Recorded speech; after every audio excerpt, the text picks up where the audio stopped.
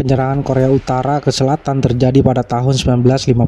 Setelah berhasil dikuasai selama 3 bulan, akhirnya Korea Selatan berhasil mengambil alih kembali. Namun, perang itu terus berlanjut selama 3 tahun. Di tahun ketiga, Korea Selatan berniat untuk mengakhiri peperangan ini dengan memerintahkan sekelompok unit yang dipimpin oleh sersan yang bernama Nambuk. Mereka ditugaskan mengirimkan surat perjanjian rahasia ke suatu alamat di perbatasan kedua negara yang berperang. Hari itu Nambuk bersama unitnya bergerak melakukan perjalanan menuju alamat tersebut. Di tengah perjalanan, Nambuk dan seluruh prajurit diserang oleh pasukan Korea Utara yang berpatroli.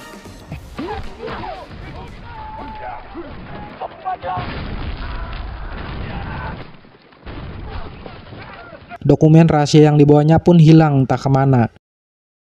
Gak jauh dari tempat itu terlihat iring-iringan pasukan Korea Utara. Dalam rombongan Korea Utara itu terdapat sebuah tank yang ditumpangi komandan Korea Utara mendapatkan masalah pada mesinnya. Dan salah satu prajurit muda yang belum ada pengalaman sama sekali, yang bernama Kim Yung Wang, mendapat perintah dari komandan untuk melihat situasi di depan. Ketika Yung Wang memeriksa, tiba-tiba rombongan pasukan Korut itu mendapatkan serangan pesawat Korea Selatan.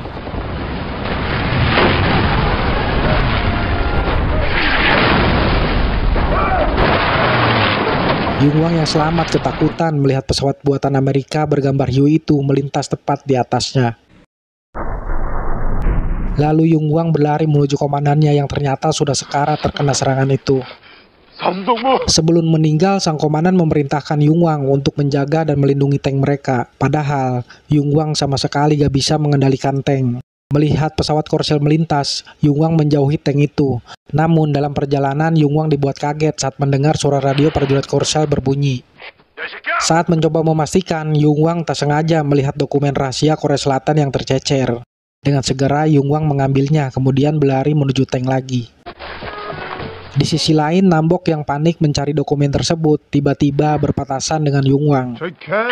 Tentu saja membuat keduanya begitu kaget, lalu segera bersembunyi. Ketika Yung Wang berusaha kabur, Nambok mencoba mengejarnya. Tak berhasil mengejar, Nambok berniat menembak Yung Wang. Namun, Yung Wang yang tak mempunyai pengalaman bertempur berlari ke kanan dan ke kiri dengan maksud mengecoh konsentrasi Nambok. Di tempat lain di markas Korea Selatan, pimpinan Korsel kehilangan kontak dengan seluruh prajurit unit Nambuk. Adegan kembali ke Yung Wang yang sudah berada di dalam tank, sementara Nambuk terus mengintainya dari luar. Yung Wang pun mencoba memantau dari dalam tank. Setelah merasa aman, Yung Wang membuka pintu tank tersebut dan akhirnya mereka kembali berhadapan. Namun dengan segera Yung Wang menutup kembali pintu tank itu. Karena panik, Yung Wang berusaha menghidupkan tanknya. Tapi Yung Wang hanya bisa mengendalikan tank itu maju mundur. Nambuk pun dibuat heran dengan tingkah prajurit Korut ini. Menyadari Yung Wang gak bisa mengendari tank, Nambuk pun mengejar tank tersebut.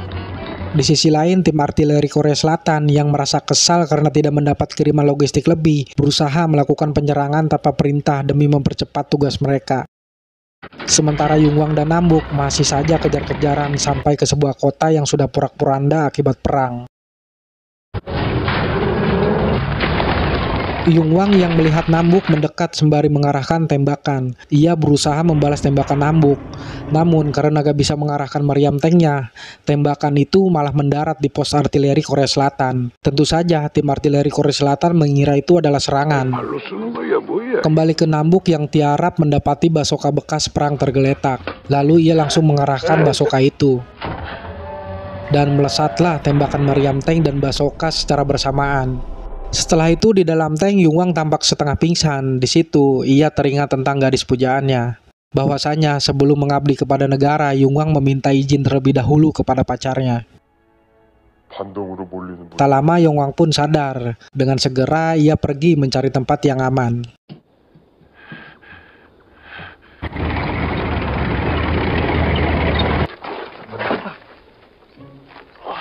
Di sisi lain, komandan tim artileri mengabarkan bahwa posisi mereka telah diketahui. Namun, komandan yang di markas pusat melarang mereka untuk pergi karena dokumen rahasia akan segera tiba. Karena gak ada kepastian, komandan artileri memerintahkan anggotanya untuk mencari tank korut tersebut. Di malam harinya, Yongwang mengeluarkan persediaan makanan berupa coklat. Yongwang tampak senang menikmati coklat tersebut. Ketika hari sudah terang, Yongwang baru menyadari kalau meriam tanknya bengkok akibat tembakan basoka Nambuk. Dalam perjalanan, Yongwang melihat orang meminta bantuan dengan wajah tertutup bendera Tiongkok. Dikira itu tentara Tiongkok, ternyata Nambuk yang menyamar. Di situ, Nambuk langsung menyandra Yongwang di dalam tank, sembari meminta dokumen rahasia itu dikembalikan. Yongwang menolak memberikan dokumen tersebut. Hal itu membuat mereka berdebat, hingga Nambuk berjanji gak bakal membunuh Yongwang. Nambuk gak sadar bingkai yang dijadikan kipas yang dimana di belakangnya terdapat dokumen rahasia tersebut. Lalu Nambuk menyuruh Yongwang menjalankan tanknya. Dalam perjalanan, mereka mengobrol kalau kedatangan Korut ke selatan demi untuk membebaskan saudara-saudaranya. Mendengar itu, Nambuk tampak marah karena bukan pembebasan yang terjadi, melainkan banyak orang yang menjadi korban. Tak lama di perjalanan, mereka pun tiba di suatu pemukiman yang masih di wilayah perbatasan. Di tempat itu tampak para warga bergembira melihat seorang tentara datang sembari mengibarkan bendera Korea Utara. Namun seketika terdiam saat Nambuk keluar dari tank. Tak berapa lama datang Mama sembari mengibarkan bendera Korea Selatan. Akhirnya para penduduk menyuguhkan makanan. Setelahnya Mama tadi membantu persalinan di desa itu. Ketika itu sontak membuat Nambuk termenung. Dia teringat tentang istrinya yang melahirkan. Di saat yang sama Nambuk juga harus pergi bertugas.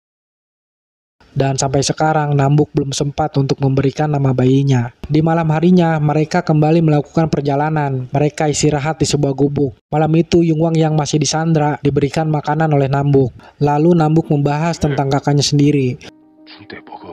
Mendengar itu, Yongwang tiba-tiba marah dan meneteskan air mata karena seluruh kakaknya mati di medan perang. Yang tersisa hanya dirinya dan sang ibu. Tak berapa lama perkelahian pun tak dapat dielakkan. Di tengah perkelahian terdapat sarang lebah. Di sana para kawanan lebah yang merasa terganggu menyerbu mereka hingga mengikuti mereka masuk ke dalam tank. Wajah mereka berdua dibuat lebam tak berbentuk oleh sengatan lebah. Malam itu mereka berusaha mengobati wajah lebam mereka. Kali ini giliran Yongwang yang menyandra Nambuk, karena Yongwang yang memegang senjatanya saat ini. Yongwang lalu memerintahkan Nambuk untuk mengendarai tanknya. Karena gak bisa mengendalikan tank, Nambuk asal mencet dan membuat tank maju mundur. Lalu terlihat prajurit tim artileri Korea Selatan yang mencari keberadaan tank melihat jejak tank yang berputar-putar. Mereka mengira ada beberapa tank Korut di sana. Sementara Komandan Markas Korea Selatan segera turun tangan untuk mengevakuasi para prajurit yang gugur di medan perang. Hari itu di tengah hujan Nambuk bercerita dengan Yongwang tentang anak dan istrinya. Namun Yongwang yang tak peduli menyuruh melanjutkan perjalanan.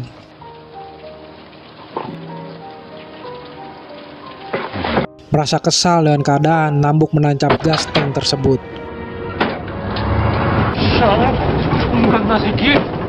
Hal itu membuat mereka kembali bertengkar, lalu saling menembak di dalam yang membuat keduanya terluka. Di tengah menahan sakit, akhirnya mereka benar-benar berdamai hari itu. Setelahnya mereka keluar dari tank untuk minum soju sambil mengobati luka tembak. Dalam keadaan mabuk, mereka saling tukar cerita yang membuat mereka semakin akrab. Lalu membuat bara api hingga membuat mereka tertidur di sana.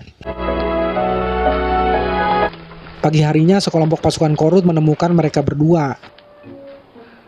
Pasukan Korut yang mengira Nambuk adalah teman, memintanya untuk mundur bersama menaiki tank.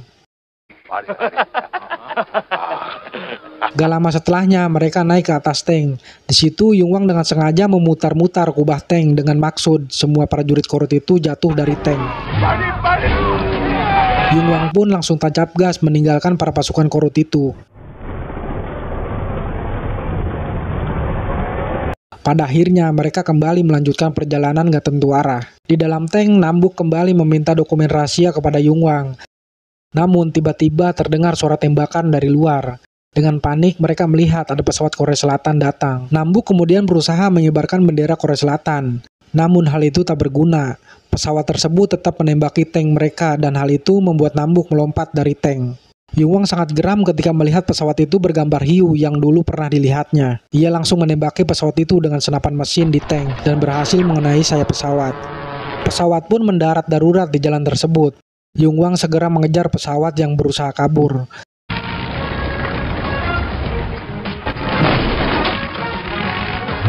Ternyata di depan terdapat jembatan putus, namun hal itu tidak diketahui oleh Yungwang. Di situ Nambuk menaiki gerobak sapi mengejar Yungwang agar berhenti. Namun Yungwang masih saja terus mengejar dengan gas penuh. Dan seketika ia dibuat kaget saat melihat jalan itu putus.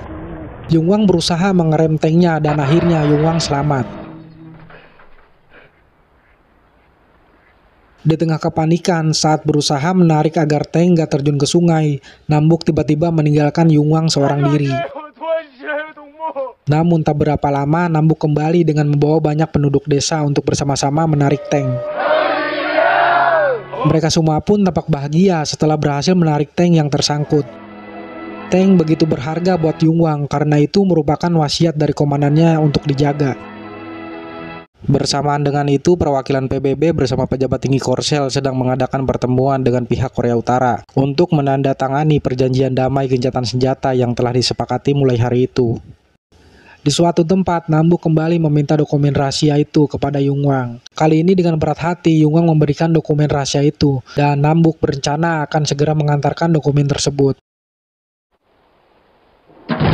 Ketika akan berpisah, Yungwang memanggil Nambuk yang berada di luar lalu menyarankan agar anaknya yang baru lahir diberi nama Rongguang. Lalu mereka berdua bertukar barang berharga yang mereka miliki.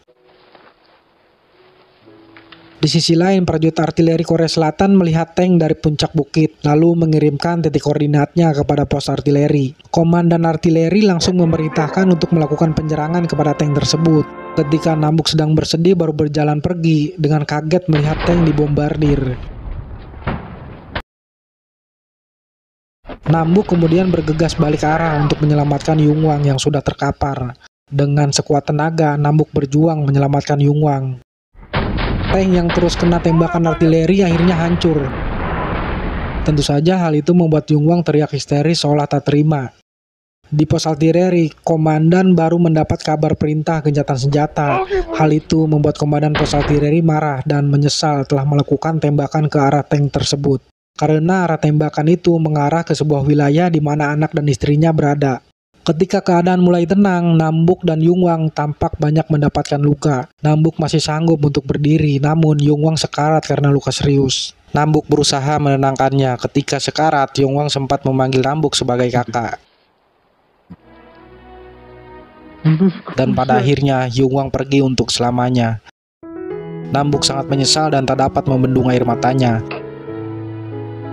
Setelah itu Nambuk menuliskan perjuangan Yungwang di suatu kertas. Kemudian mengirimkan Yungwang menggunakan gerobak sapi menuju kampung halamannya di utara.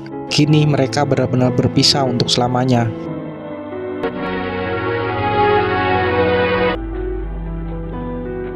Secara teknis perang ini masih berlanjut hingga saat ini. Baik utara dan selatan sangat menghargai perjanjian damai gencatan senjata pada tahun 1953 silam sampai sekarang.